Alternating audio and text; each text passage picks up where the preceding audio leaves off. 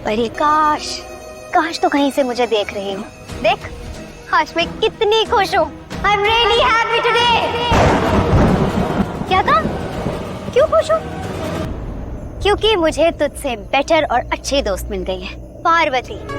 पता है वो तेरी तरह नहीं है जो पीठ पे छुरा घूमे। तूने तो मेरी आंखों में धूल झोंक के मेरे संजू को मुझसे छीन लिया था।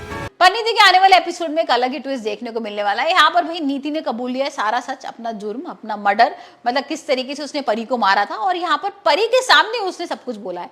अब भाई होता ये है कि किसी तरीके से यहाँ पर पार्वती अंदर जाती है, आग वाग लग रही होती है, नीति को बचा के ले आती है और यहाँ पर बन जाती है भाई उसकी भगवान।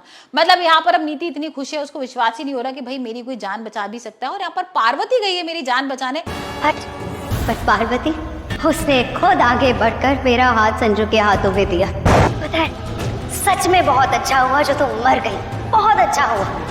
नहीं, let me correct my self, बहुत अच्छा हुआ जो मैंने टाइम रहते तुझे मार डाला।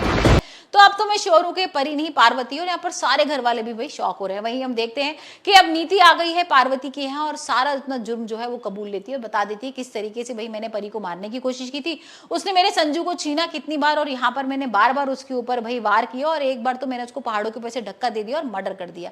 लेकिन यहाँ पर मुझे भाई पार्वती ऐसा लग रहा था कि तुम परी हो, उसकी हमशक्ल हो, तो यहाँ इसलिए मैं तुम्हें बार बार मारने की कोशिश कर रही थी।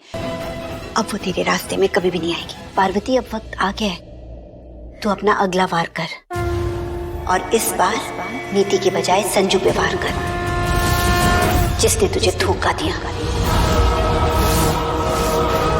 लेकिन अब उसके लिए सॉरी, और मैं आगे से कभी नहीं ऐसा करने वाली हूँ, क्योंकि मुझे बिल्कुल श्योर हो गया है कि तुम पार्वती हो, परी नहीं हो।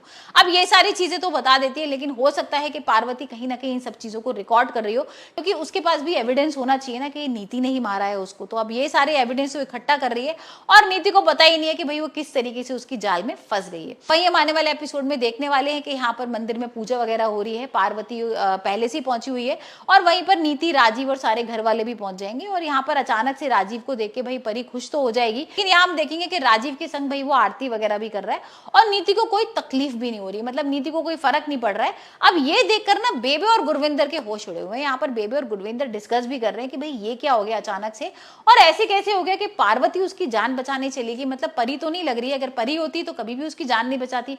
वो तो चाहती है कि भाई उसकी मौत हो जाए, मर जाती है, आग में जल जाती है, लेकिन ये पार्वती ही है जो उसकी जान बचाने के लिए भाई अंदर चली गई, और यहाँ पर उसकी भाई जान बच भी गई। तो अब ये गुरविंदर और बेबे को लेकिन ये चीज समझ में नहीं आ रही कि नीति को क्या हो गया, नीति इतनी कैसे बौखला गई है कि भाई नीति कुछ भी नहीं बोल रही है पार्वती को। यहाँ तो उसे कोई फर्क ही नहीं पड़ रहा कि उसके राजीव के संग वो आरती कर रही है, और एक सीन वो भी आता है जिसमें उसका कंगन ना टकरा जाता है राजीव के कड़े से, और यहाँ पर वो निकालने में लगी हुई है, और नीति को कोई फर्क नहीं पड़ रहा है। तो हो सकता है भाई नीति को सच में ये समझ में आ गया हो कि पार्वती है और परी नहीं हो, और यहाँ पर परी तो चाहती है किसी तरीके से उसको जाल में फंसा ले और उससे बदला लेना शुरू करे। तो देखेंगे आने वाले एपिसोड में किस तरीके से यहाँ पर परी और क्या प्लान चलाती है, और यहाँ पर किस तरीके से नीति से लेगी बदला।